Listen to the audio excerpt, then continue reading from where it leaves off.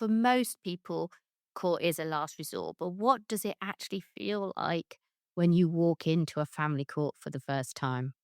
If you go without any legal representation, it can obviously feel really daunting and stressful. It's a very formal environment if you've never been in that setting for any other reason previously.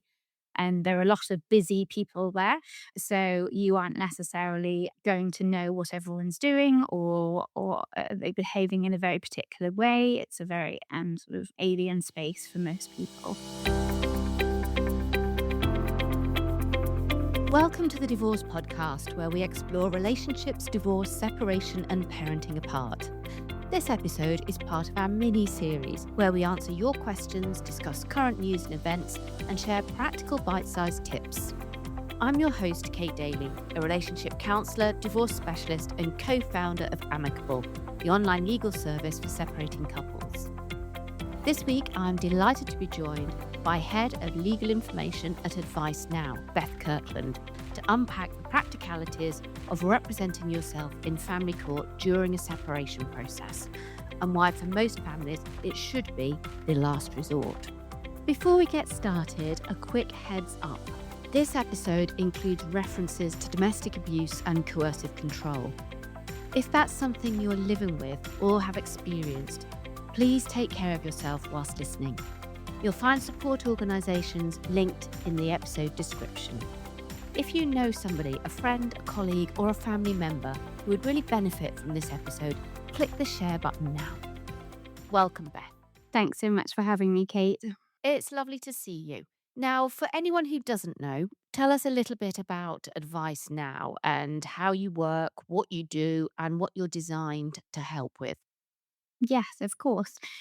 So we're a national charity working within the access to justice sector. And we support people who have a legal problem or issue, but who are struggling to access affordable legal advice and other kind of professional services such as mediation or financial advice or pensions advice, for example. So we aim to help people with our online resources by helping people work out what their legal problem is, what the law is in relation to that issue, what they need to do, and then really importantly, how they might sort out their problem themselves if they really can't afford any kind of professional expertise.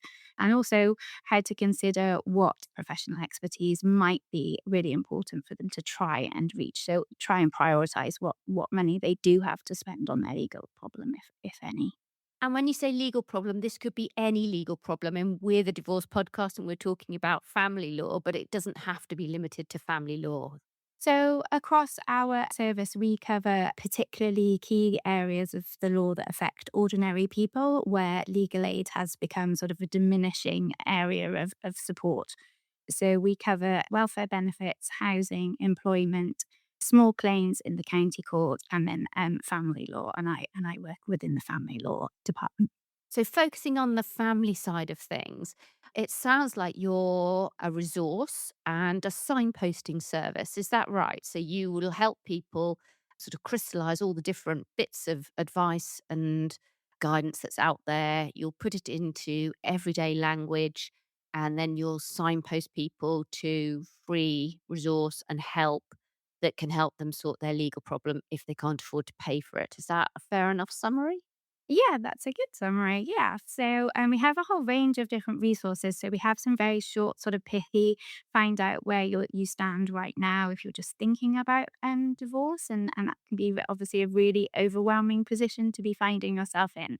So that's a very early starter kind of bit of content. Then our other guides go all the way through. So how to apply for a divorce. So step by step and how to sort out your finances with your ex and the different range of options had to keep out of court. But if for a whole range of possible reasons that doesn't happen, how to apply for a financial remedy order, which is the court order that deals with your finances on divorce if you can't reach an agreement. Then we have a sort of similar range of resources for child arrangements. If you're parents who are separating, looking to co-parent, where do you start? What can you possibly do to make the process smoother, less painful, less sort of harmful for the children involved? But then, if you really can't avoid court, how you're going to go about that step by step, and where you might get the most benefit from some legal advice if you can possibly afford it, but acknowledging that actually for a lot of people now with the cost of living crisis added on to kind of legal aid cuts, that's really increasingly difficult. Mm. So it sounds like you're a good first port of call if you're going through a divorce or separation. At any rate, whether you can afford it or not, it sounds like you've got impartial information and advice, and that it would be a good place for anybody at the beginning of this process to start. Yeah. So all of our resources are free. And so you might be somebody who has actually quite a lot of things of value on your divorce that lawyers call assets, but you might want to do some research and find some, as you say, impartial, up to date, accurate legal information. There's a lot out there that is not those things. So we're a great place to start, regardless of what your bank account's looking like today. And then for people who really are going to struggle with pulling in different resources of sort of professional support, like divorce coaches, financial advisors, mediators, arbitrators, people who cannot manage that, they can rely on our guides to take them through the whole process. And they'll walk you through step by step exactly what you have to do. And like you say, they're all free and accessible to anybody. Okay. They're written with the aim of putting the user right in the center. So they're in plain English and they reassure the reader and try and encourage them to think about the skills and the kind of attitudes they need to try and resolve their problem. And they very much are sort of accessible, as you say, for that reason. But they're also really thorough and detailed. So you can rely on them because if you've got nowhere else to go, you can rely on their step by step sort of nature. And how are they different to, say, the government website then? Tell us that. So, like, I think most people would probably think, oh, I have to do the divorce online or on the government website. And you would expect the government website to have all of that information. So, what's different about the information and advice that you're providing? That's a really good question. And I think, well, for one, we do signpost to the gov.uk website where their information is really helpful. But our information is different because we are able to be sort of very supportive of our readers in the way that it's just not appropriate for the state to really sort of take on that role within their content. And we are able to be more directive. I suppose they have to be seen as very neutral and quite formal. So we're able to be reassuring, sort of, and we're able to say, if you are in this situation, we say you really need to do this. This is urgent. Like we put red flags up, and we have like little urgent boxes in the way that the government via gov.uk can't really sort of take that line. They have to be seen as more neutral. And when it comes to our welfare benefits advice, then that's actually sometimes saying you need to consider taking a case against DWP. So we are independent and an independent source of legal information. And so we talked a little bit about in that sort of piece at the beginning about family court. And you said that, sometimes there's no other option but to go through the family court. So, what sort of advice and help do you give people if that is the place that they are going to end up? So, in our guides, we sort of take an approach of helping explain the kind of landscape and saying, you really need to try and reach an agreement. And there are different ways of doing that. And these are the reasons why you should reach an agreement because court is stressful inherently. It's expensive if you involve anybody else into the sort of equation at all. And it is very time consuming. Certain courts have huge delays at the moment. And it can be really damaging for the kind of family dynamics that are already often damaged. So we do really encourage people to avoid court as long as it's safe. But there are some situations where due to domestic abuse, for example, or other imbalances of power, if one person is particularly vulnerable due to their mental health, for example, or their mental capacity, then negotiations, mediation can be really difficult or actually not necessarily appropriate if there's an issue of safety. Then two parents about how a child is going to be properly cared for aren't necessarily going to have a place where they can negotiate too. So that kind of situation is where some families will need the court to intervene and assist. And then when it comes to finances on divorce, if one person is refusing at all to engage in any sort of process, you can find that actually for the person who's trying to move things along, trying to work out when are we going to sell this house? How can I move on with my life? I can't access that asset, those savings, for example, then there's little other option after they've given it, a reasonable amount of time to try and engage, then they have to potentially consider court to try and get the other person to sort of realize that this is important and something needs to progress. And another time could be when your ex might be hiding assets that you know something about that are there and they're not disclosing them in mediation, even if you're trying that route, for example, or you get a good, clear sense that they are getting rid of assets that you know could be within the matrimonial pot and should potentially be considered, and you might need the court's intervention there. But often, most commonly, it's probably like an imbalance of power between a couple due to sort of coercive behavior or control or So you could end up in family court on either children issues or financial issues when it comes to this kind of family law, divorce and separation space. And it sounds like there are lots of different processes you could try to get you to an agreement. But from what you're saying, there are some times when people can't agree, whether that's because it's not safe for them to sit down together, or whether that's because of some of the reasons you've described, hiding assets, disposing of assets, somebody being entrenched in a position, that then you would need to use the court. And that's because the court can essentially force somebody to do something in a way that some of these other, what we call non-court dispute resolution processes, don't have that same power. Is that right? Or yeah, yeah, that's right. compel rather than force is probably a better word, isn't it? Yeah, so make orders that are legally binding on the parties involved in that given court case, and that they should then follow. And if they failed to follow, there would be serious repercussions. And so, from your perspective, the trick here is to signpost people away from court as much as possible because it's expensive, as you said. There are long waiting lists. And sometimes the court's not the best place to keep the family dynamic healthy. So there are lots of reasons to try and signpost people away. I guess playing devil's advocate here, if you've got no money, you can't afford to involve other people, court actually looks like quite an attractive and cheap option Yeah, that is a risk. because you can represent yourself for free. Yeah, if you're entitled to the court fee, it's called the fee remission or help with fees, you can potentially even apply and make an application without Any spending any cost. money, Yeah. Hmm. depending on your financial situation. Yeah. I suppose what we do in our content is very much have a tone of try and avoid this, because even if it's not financially expensive to you, if you avoid the expert fees of other people being involved, it's emotionally expensive and it costs you time and it costs your relationship. Well, let's just dig a bit into that then. So, for most people, court is a last resort, but what does it actually feel like when you walk into a family court for the first time? If you go without any legal representation, it can obviously feel really daunting and stressful. It's a very formal environment if you've never been in that setting for any other reason previously. And there are a lot of busy people there.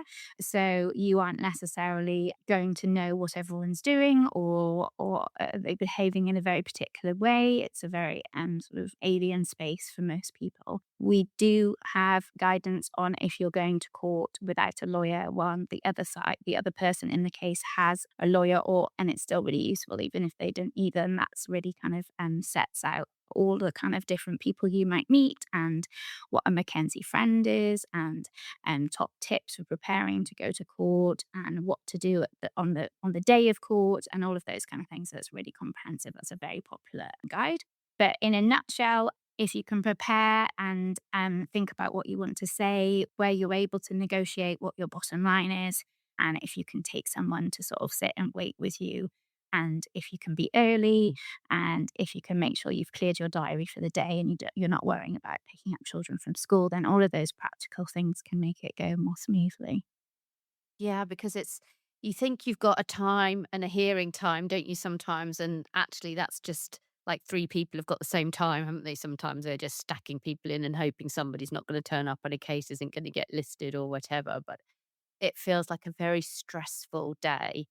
And very often there are very small things that sort of seem to compound things. Like there are certain things you can and can't take into a court these days, aren't there? So you have to have your bag searched and all that kind of stuff. There's very often no food, no drink, no. So you need to come physically prepared because it is a bit of a long haul, particularly if you're stressed as well. Yeah, and by definition, you're gonna be stressed. So Exactly. So just having some of that knowledge before you go feels like that's quite important for people. And just even working out where the court is. I've driven around for ages before trying to find West London Family Court. That's just a nightmare. And stuff like that. Not knowing which bit of the car park you are actually allowed to park in and risking a parking ticket on top of everything else. There are all sorts of things that go on that actually make it even more stressful than you perhaps imagine. absolutely. And you definitely don't want to be worrying about your children if you've got a hearing. So you really need to think about what happens towards the end of the day for pickup if you've not managed to get there, or work, for example. So give work a good heads up on the fact that you're not going to be available. But those kind of like you say, practical things that will make all the difference. So the guide set out, the different ways you could negotiate outcomes, whether that's on children and finances. So definitely worth a read to look at all the different options because picking a process is really very important.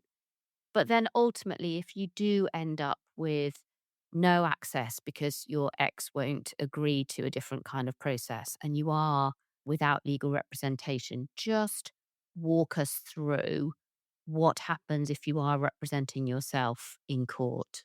Yeah, so you'll go through security and you'll go up to the court level that is where the judges are sitting that are going to hear the types of cases you're involved in on it that day. Or you might have three magistrates with a legal advisor, depending on how the case has been allocated by the court staff. And there'll be a reception desk and there'll be a member of court staff there, and you'll check in and give them your name, and they'll ask you to wait. And if the other person in your case is there as well, you might feel quite intimidated to talk to them, particularly if there's domestic abuse in your relationship. And a study was done last year that showed that up to sort of like 70 odd percent of cases in children matters have some feature of domestic abuse in them. So that is really striking piece of research.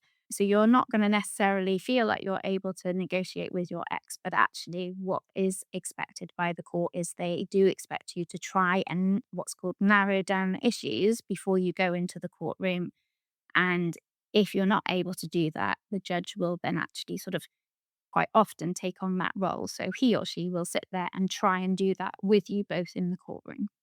If you do feel that you are in a domestically abusive situation and you have to go to court, you can ask the court to put in what they call special measures so that you can feel slightly safer by going to court.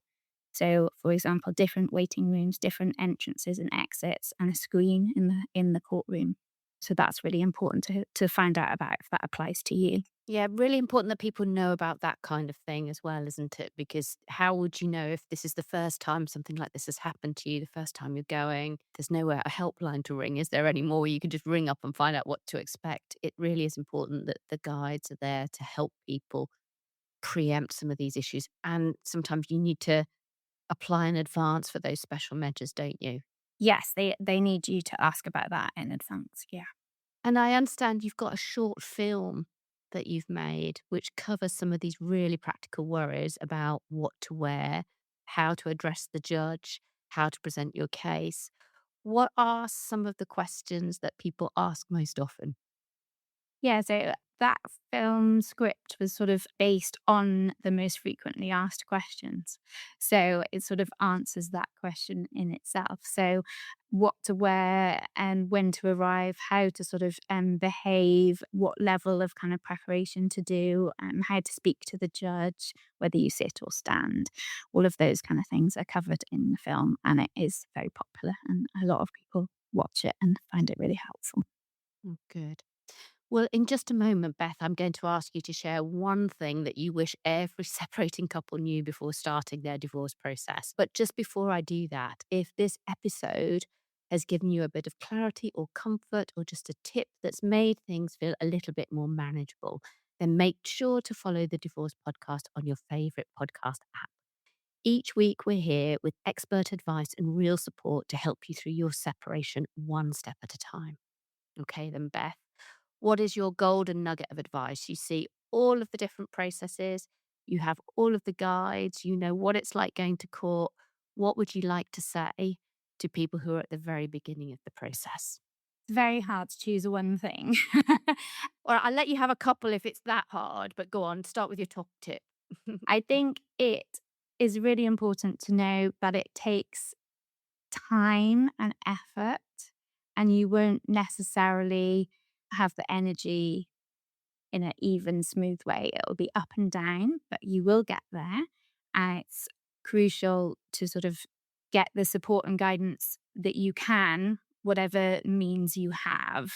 And our guides, I would say, are a good place to start with that to help you work out what you can prioritize in terms of legal advice and other professional services going forward, subject to the kind of budget constraints that you might have. And that's the key, isn't it? Because it's all very well to get some of the advice off the internet that says, oh, you should be doing this or that. But if getting that kind of advice costs you thousands of pounds and you haven't got that kind of resource, then that's not a pathway that's particularly open to a lot of people, is it? And therefore, thinking more practically.